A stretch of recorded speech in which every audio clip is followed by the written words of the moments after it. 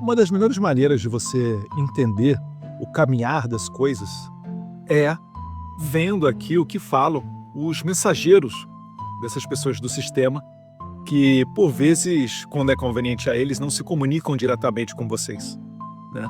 Então, vamos ver aqui o que dizem os jornalistas especialistas da Globo News. Só que é preciso entender eles, ler isso tudo, né? Vamos ver aqui o que a Eliane Cantanhede, uma pessoa refinada, né, de altíssimo nível, tem a dizer. Esse discurso do Mauro Vieira é um discurso diplomático, ou seja, ali botando panos quentes, reduzindo a gravidade da situação. O Alexandre de Moraes continua na mesma posição lá internamente no Supremo, dá de ombros, diz que não... Dá de ombros? Dá de ombros e tá abrindo um inquérito contra mim, para tentar me pressionar. Dá de ombros e tá vendo se formar narrativa para tentar prender o Jair Bolsonaro, né, tal qual terroristas fazem quando sequestram reféns dos familiares dos exilados que denunciam as violações dele no exterior. Alexandre de Moraes não deve estar passando nem Wi-Fi, gente. Não viu, não teve tempo, ele menospreza o que... Não teve tempo, não ouviu. A Globo News só fala disso 3 dias. A internet toda só fala isso. Só um ou outro aí, né? Perfil da direita que não fala, né? Autoridade da direita que não fala. Eu não consigo entender por quê. Deve estar achando que sem Jair Bolsonaro no jogo político, eles vão ter chance de assumir o lugar do Bolsonaro. Só que eu já digo para vocês, gente, sem Jair Bolsonaro, eu acho que nem eleição você vai conseguir ter, né? Quanto mais uma pessoa verdadeiramente de direita no poder. Está acontecendo, mas o fato é o seguinte, não dá mais para brincar com isso, né? O Google... Aí tem que decidir, né, Eliane? Ou você diz que não tá nem aí para aquilo, ou que não dá mais para brincar com isso. As duas coisas não dá, é conflitante. Inclusive, assim, para as pessoas que talvez ainda possam, porventura, acreditar no que você diz, é jogar demais com a ignorância delas, né? É quase assim uma falta de respeito.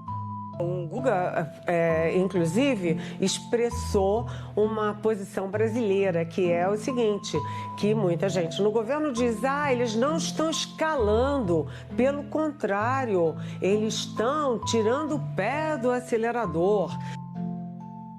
O Brasil não tem como escalar isso aqui. O Alexandre de Moraes não está jogando dentro do campo dele, onde ele passa a mão no telefone e liga para deputado, liga para senador, liga para juiz, onde ele consegue fazer a sua atividade típica de gangster, né? Típica de mafioso. Ele não tem o que fazer. Ele vai fazer o quê? Ele vai ligar pro Trump? Ele vai ligar pro Marco Rubio? Ele vai falar, não, veja bem, olha só, eu bani o X, mas eu sou um cara legal.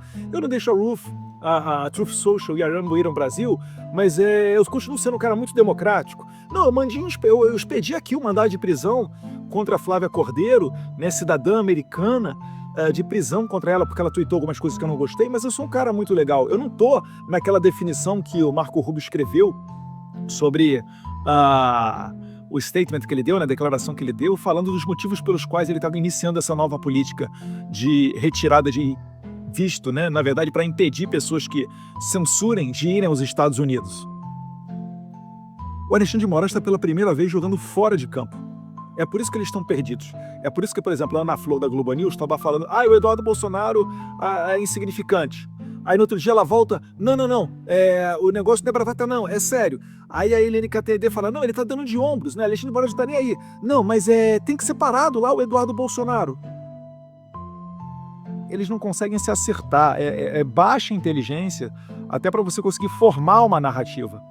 Por quê? Porque a ameaça primeiro começou com o Eduardo Bolsonaro dizendo, olha, a batata do Alexandre de Moraes está esquentando. E você esqueceu, Eliane, de falar também que eu também disse, muita gente vai ver o Mickey Mouse só através das lentes do Alan dos Santos. Isso aí deve ter quase 1 ano já. Mas eu tô feliz que você já fez uma busca nas minhas redes sociais e já viu um pouquinho do que eu tô falando do Alexandre de Moraes. Legal. @BolsonaroSP, tá, pessoal? Depois vem o Marco Rubio, que não é o Marco Rubio, não é um deputado qualquer, é o Marco Rubio. Não é um deputado qualquer, é o Marco Rubio. secretário de Estado, dizendo que, sim, há uma grande possibilidade do Alexandre de Moraes sofrer sanções, né? Só que essas sanções seriam com base na lei Magnitsky.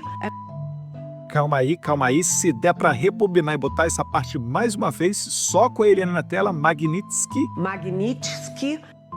Sensacional. Muita gente na Globo News está aprendendo a falar.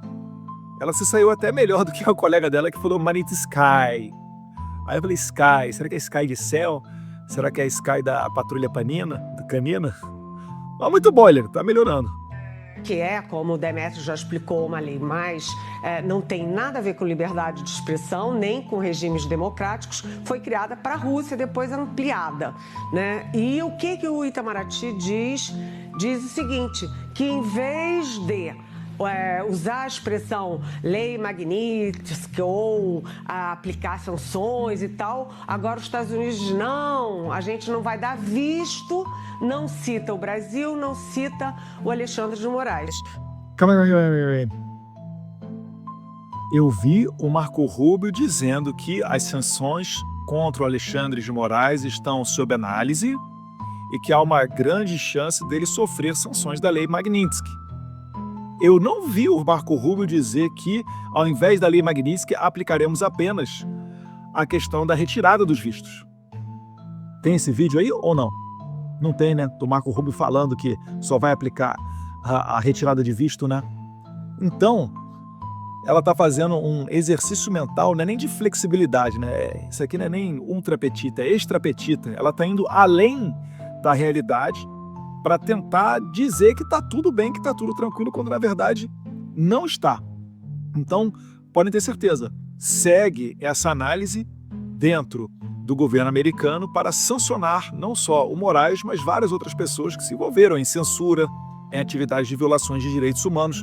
E se ela não sabe, né, a primeira emenda nos Estados Unidos ela é tão forte, ela fala sobre liberdade religiosa, sobre outros direitos, mas ela é tão forte naquilo que se refere à liberdade de expressão, que normalmente até os republicanos dizem, né, são os direitos que Deus nos deu.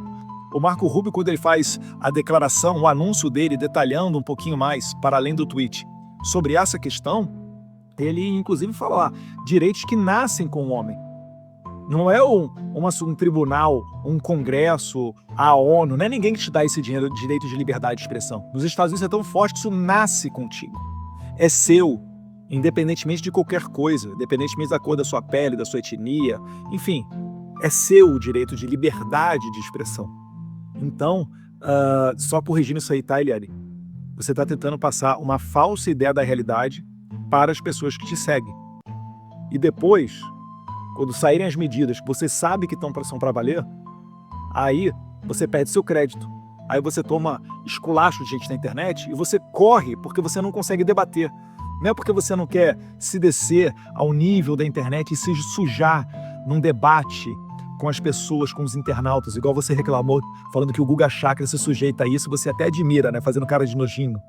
Você não debate com as pessoas porque você não consegue, porque você é desmascarada, porque você é uma pessoa que estava reclamando que o Bolsonaro chamou você de mentirosa.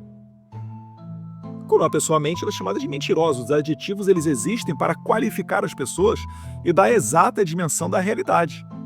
Agora você reclama disso daí, né? E o Bolsonaro, que jogaram bola com a cabeça dele? Editorial da Folha, porque eu torço pela morte do presidente Bolsonaro. Isso daí é para dizer o mínimo, né? Fora a narrativa de genocida e etc. Então, fica complicado realmente debater você conseguir debater com uma pessoa honestamente intelectual. Mas cá para nós é grave sim. O Eduardo Bolsonaro, ele vai para os Estados Unidos, se licencia do mandato, mas ele deu um leve caráter de institucionalidade na queixa dele quando ele leva para os Estados Unidos também o presidente da Comissão de Relações Exteriores da Câmara dos Deputados do Brasil.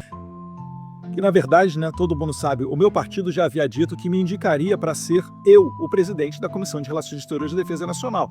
Como eu não retornei, porque os seus colegas queriam me esculachar, você continua insistindo dizendo que isso é uma democracia, isso não é, isso é um regime totalitário, esculachar comigo, tirar meu passaporte, me anular internacionalmente, para me obrigar a julgar dentro do campo do Brasil, onde eles comandam tudo, já expliquei isso anteriormente, né? A tática dos mafiosos. Então, você está dizendo que o meu colega de partido, que também é deputado do meu partido, que veio aos Estados Unidos, que eu estive com ele, levei ele ao deputado Corey Mills, ele também está praticando atividade ilegal, é isso? Você está querendo criar uma narrativa para justificar consequências contra o deputado Felipe Barros? Porque nós nos encontramos com um deputado que perguntou ao Marco Rubio se havia a possibilidade de aplicar a lei Magnitsky contra o Moraes, e o secretário de Estado disse que sim, há a possibilidade de se apertar esse botão legal e sancionar o Moraes. Aí você está querendo vir para cima do Felipe Barros. Muito democrático, Eliane. Nossa, assim, impressionante. Impressionante a sua honestidade intelectual. Deputado Felipe Barros, que foi aos Estados Unidos. Detalhe, fazendo isso aqui, Eliane, você está elegendo Felipe Barros senador no Paraná na próxima eleição, tá? Vamos dizer, dá um toque de institucionalidade na queixa do Eduardo Bolsonaro. Então a situação é grave, a situação é complexa, mas vamos pensar o seguinte. Primeiro, né, quando o governo Trump, e a gente pode dizer o governo Trump, né, o Trump, cita América Latina e Europa, né, que a Europa já tem uma regulamentação contra discurso do ódio via internet.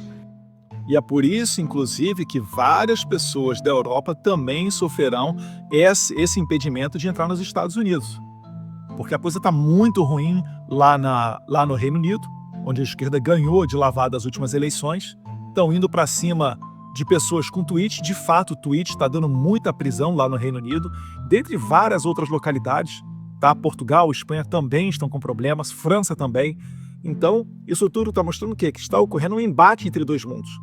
Entre o mundo que está permitindo se aniquilar com a oposição política e o mundo que está tentando resgatar essas liberdades. O Brasil está tentando regulamentar, né?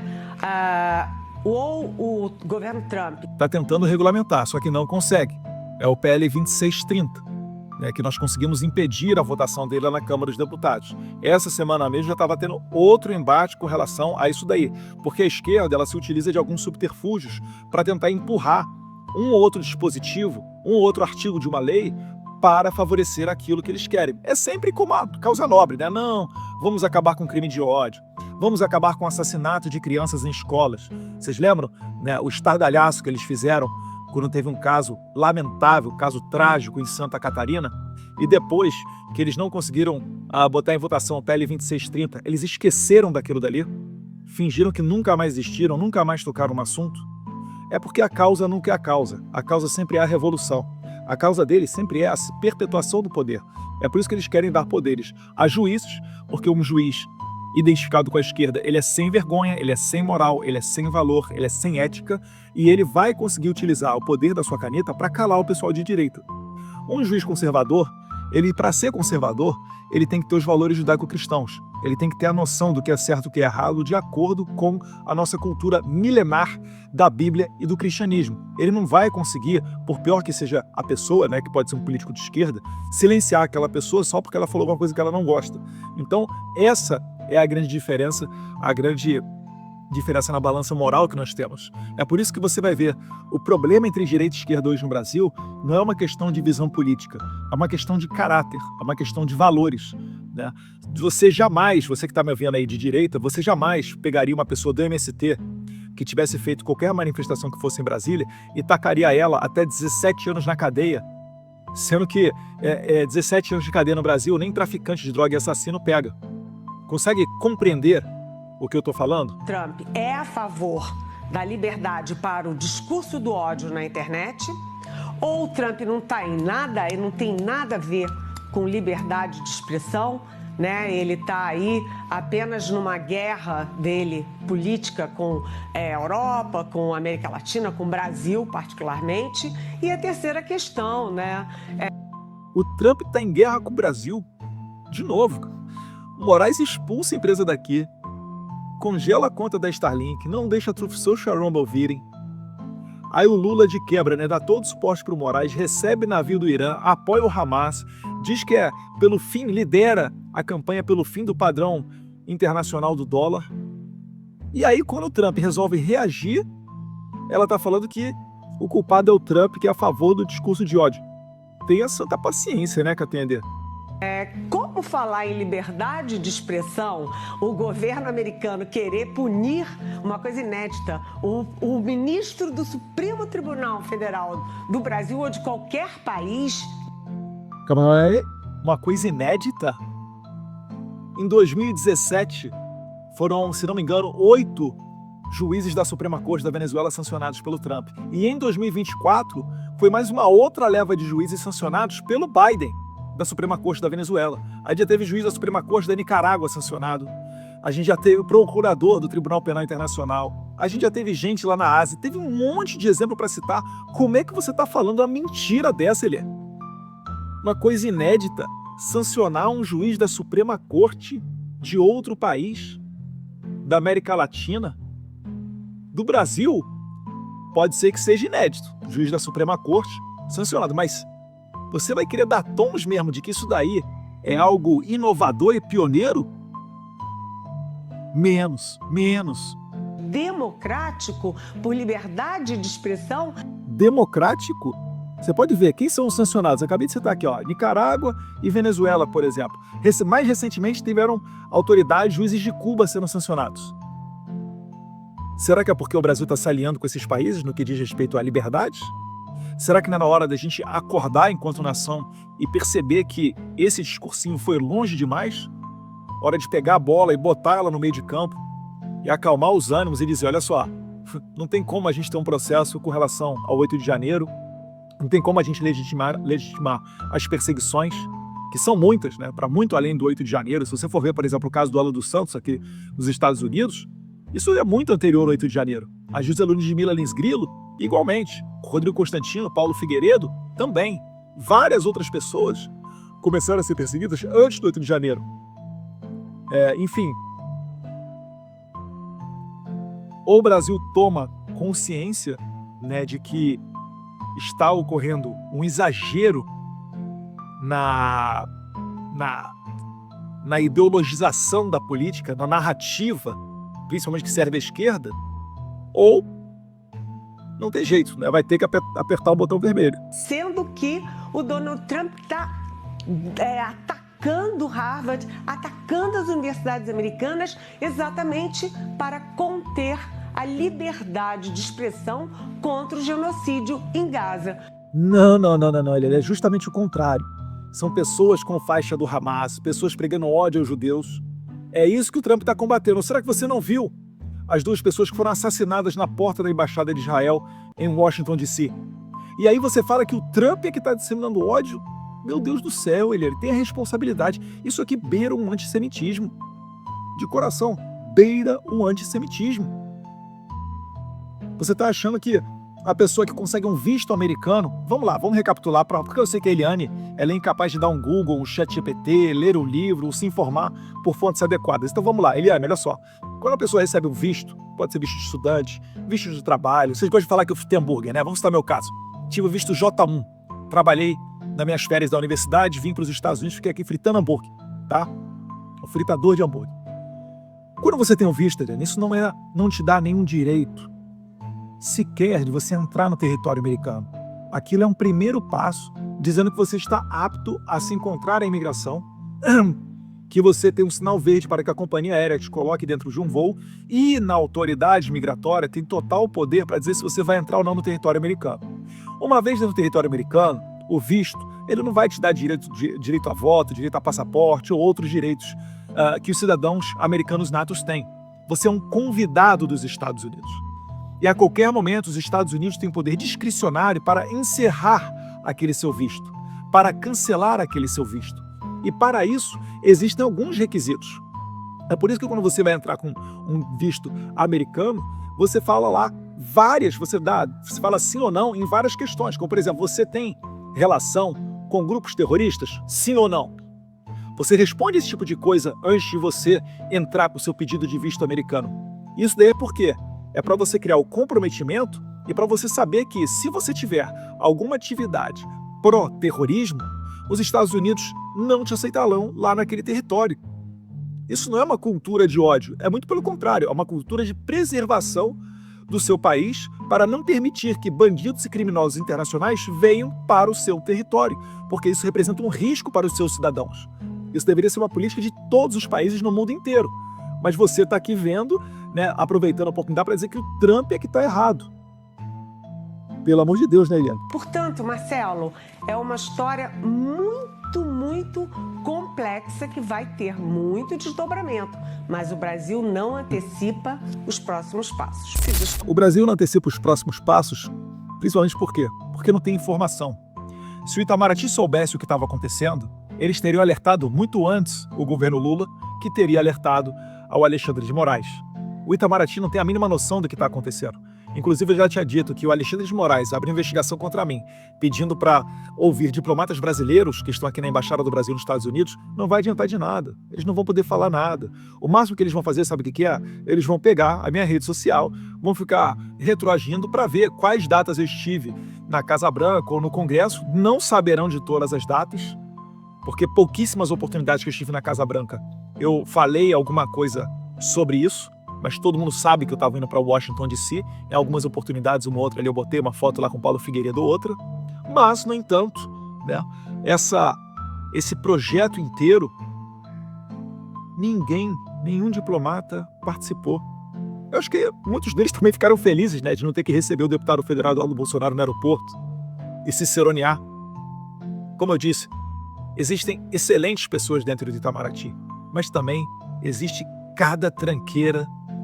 Leiam a matéria do Jamil Chad, no governo de transição, né, final de 2022, ele fez uma matéria assim, quase emocionado, falando da braveza e coragem dos diplomatas de Itamaraty que bloquearam o governo Bolsonaro.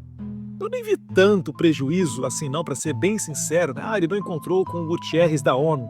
A propósito, né, o secretário-geral da ONU, 01 da ONU, o Antônio Gutierrez, português, a sua chefe de gabinete foi a nossa atual embaixadora do Brasil nos Estados Unidos. Eu acho que o Trump não curte muito essa linha globalista da ONU. E todo mundo já conhece a embaixadora brasileira. Por quê? Porque quando o David Gamble Jr., o Ricardo Pita, aquela delegação dos Estados Unidos foi ao Brasil, e o próprio Jamil Chad falou: Eduardo, eles estão indo falar de CV e PCC, não estão indo falar de sanção contra o Trump. David Gamble Jr. é o coordenador para fins de sanções do State Department. O Ricardo Pita é conselheiro sênior do State Department. O Ricardo Pita se encontrou com o Jair Bolsonaro. Será que foi para falar com o ex-presidente sobre CV e PCC? Ou será que foi algum outro assunto? Não sei. Esse foi um encontro reservado deles, né? O Jair Bolsonaro é muito ético e muito correto quando ele tem esse tipo de encontro em não abrir, em não publicizar. Mas vocês conseguem certamente pensar e imaginar o que pode ter sido tratado ali, ou ao menos pensar que ainda que tivessem apenas ido lá tomar um cafezinho, fica a foto, né, todo mundo viu a foto, e fica a mensagem entregue. Então, o Itamaraty está acordando no meio de algo que ele sempre ignorou. Não só eles, o Alexandre de Moraes também. E tá engraçado de ver esse jogo. Por quê? Porque o Moraes pressiona o Itamaraty, pressiona o Lula, achando que ele tá no quintal dele, né, nos Estados Unidos. Ô, vamos lá, como é que é? Responde logo aí, pô, fala lá com o pessoal do Trump, pô, eu que tô mandando, sou um juiz da Suprema Corte, eu sou um excelentíssimo senhor juiz do Supremo Tribunal Federal. Como que eles não vão me ouvir? Meu Deus do céu. Estão batendo cabeça. A propósito, a embaixadora que eu estava falando, quando teve essa missão do State Department, do David Gamble Jr. e Ricardo Pita para o Brasil, ela foi dar piti lá no State Department. Ou seja, uma delegação americana foi ao Brasil, estava em curso audiências com autoridades brasileiras que deram ok para receber essas autoridades americanas. E seria até bom para o Brasil, tá? Sendo bem sincero, eles estabelecerem contato com os americanos. Seria bom para eles, na tese deles, ter um canal de comunicação. Só que nem para isso eles tiveram competência de fazer direito, pelo que eu estou vendo. Não tem nada reverberando da ofensiva de Itamaraty dentro do State Department da Casa Branca. Mas nessa oportunidade, ela foi lá de surpresa, em cima da hora, foi no pré-State Department, se encontrou com uma autoridade do State Department e quis botar o dedo na cara das pessoas para dizer o que elas podem ou não fazer no Brasil, querendo ditar as regras da política internacional norte-americana. Vocês têm noção dessa arrogância? Então vamos lá, recapitulando a nossa querida embaixadora. Chefe de gabinete do Antônio Guterres, globalista, conhecida nos fóruns internacionais. Vai no State Department dar piti e tomou um sabão, pelo que eu estou sabendo. Já azedou a relação. E aí o Moraes tá apostando as suas fichas nessa galera. Tá lindo e maravilhoso. Tô adorando. Isso daí, todo mundo que tá nos bastidores já sabe. Talvez você não saiba, né? Isso é só para você não ficar preocupado achando que eu tô falando demais, porque na verdade isso já era de conhecimento a todo mundo que tá nesse jogo. O Paulo Figueiredo, inclusive, já falou desse episódio anteriormente. Eu aqui só tô repetindo e colocando nos meus canais. Inclusive, sigam lá o Paulo Figueiredo, tá? Nas redes sociais, segue ele no YouTube, no Rumble. Não sei, no Brasil não tem acesso ao Rumble, né? Mas nas outras redes sociais dele, ele tem locals também. Dá para você ser uma pessoa que contribua com o salário dele. Tá sendo essencial o Paulo Figueiredo aqui nos Estados Unidos, tá? Aquele negócio, gente. Marcamos um gol, mas 0-0, bola no meio de campo, sem soberba, sem salto alto, tá tudo lindo, né? O time tá caminhando para vencer essa final e a gente não pode deixar que a emoção tome conta e isso abra a oportunidade para o adversário marcar um gol. Então tá tudo indo bem, graças a Deus. Mas falta nascer a criança, vamos lá, vai dar certo. A gente vai conseguir exercer a pressão suficiente para resgatar a democracia brasileira, anistiar as pessoas do 8 de janeiro, ter uma eleição minimamente confiável em 2026, acabar com esses inquéritos que nunca deveriam ter sido abertos, né, como o da fake news, aberto desde 2019, 6 anos aberto. Acabar com essas perseguições contra Ludmila Lins Grilo, Alan dos Santos, Flávia Cordeiro, André Porciúncula, dentre várias outras pessoas que estão debaixo da espada do Moraes e não tem relação somente com o 8 de janeiro, beleza? Eu acho que isso daí tem que ser a pauta prioritária do Brasil para a gente virar essa página tenebrosa de abuso de poder de autoridade. Um abraço a todos vocês, fiquem com Deus.